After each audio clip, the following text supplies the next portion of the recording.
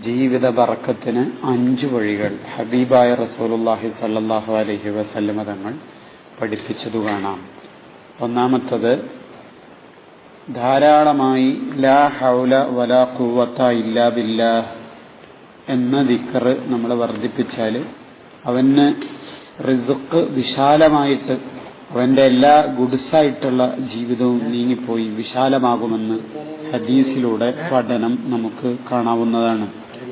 രണ്ടാമത്തത്, ഇസ്തിഗ്ഫാർ, അസ്തഗ്ഫിറുല്ലാഹൽ അദീം എന്ന് ചൊല്ലിയാൽ മൻ ലസിമൽ ഇസ്തിഗ്ഫാറ, ആരെങ്കിലും ഇസ്തിഗ്ഫാർ ധാരാളം ചൊല്ലുന്ന പതിവുണ്ടായാൽ ജഅലല്ലാഹു ലഹു മിൻ കുല്ലി ളീഖിൻ മഖ്റജൻ, എല്ലാ ഗുഡ്സായ പ്രശ്നത്തിൽ നിന്നും അള്ളാഹു ഒരു വിശാലത നൽകുകയും വമിൻ കുല്ലി ഹമ്മിൻ ഫറജൻ, അവന് എല്ലാ ടെൻഷനും മാറി വറസഖഹു മിൻ ഹൈസു ലാ യഹ്തസിബ്, അവന് വിചാരിക്കാത്ത ഭാഗത്തിലൂടെ അള്ളാഹു എല്ലാം വിശാലമാക്കുമെന്ന് ഇമാം അബൂ ദാവൂദ് റളിയല്ലാഹു അൻഹു റിപ്പോർട്ട് ചെയ്ത ഹദീസിൽ കാണാവുന്നതാണ്.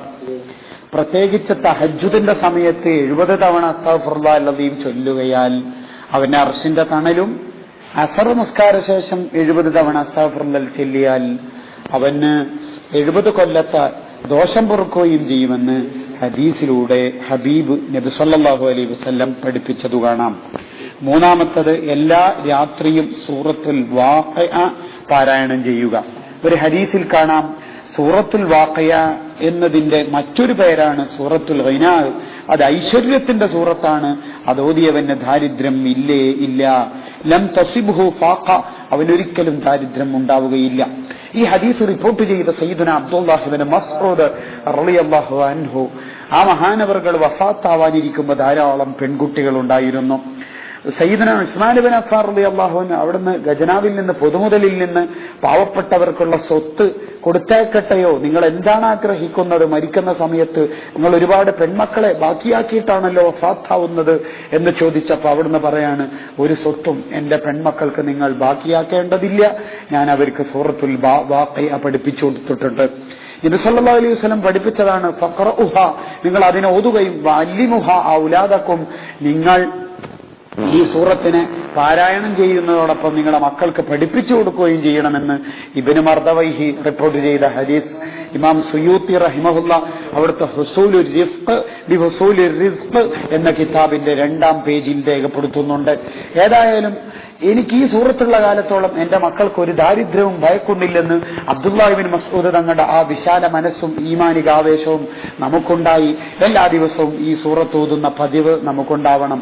ഈ സൂറത്ത് ഓതിയതിന്റെ രഹസ്യം ഹുജ്ജത്തുൽ ഇസ്ലാം അബൂ ഹാമിദ് അൽ ഗസ്സാലി റഹിമഹുല്ലാഹ് പറയുന്നത് വേണം.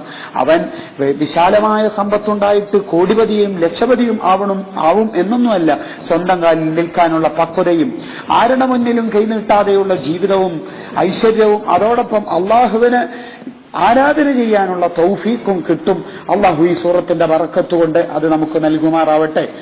നാലാമത്തത്, ജീവിത വിശാലതക്കും ബറക്കത്തിനും റിസ്ഖിന്റെ വിശാലതക്കുമുള്ള നബി സല്ലല്ലാഹു അലൈഹി വസല്ലം തങ്ങൾ പഠിപ്പിച്ച 4-ാമത്തെ വഴിയാണ് എല്ലാ ദിവസവും 100 തവണ ലാ ഇലാഹ ഇല്ലല്ലാഹുൽ മലിക്കുൽ ഹഖുൽ മുബീൻ എന്ന വളരെ വിശാലം, ആ ഒരു വലിയ അർത്ഥമുള്ള ആ ദിക്ർ പതിവാക്കൽ.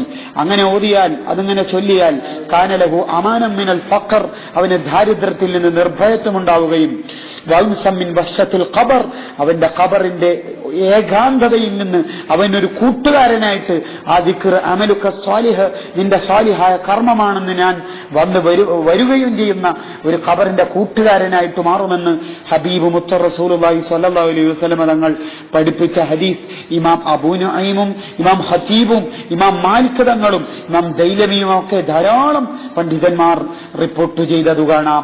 ഈ ദിക്ർ നമ്മുടെ നാവിൽ എപ്പോഴും എല്ലാ ദിവസവും 100 തവണ ചൊല്ലണമെന്ന് പ്രത്യേകമായി വസിയത്ത്.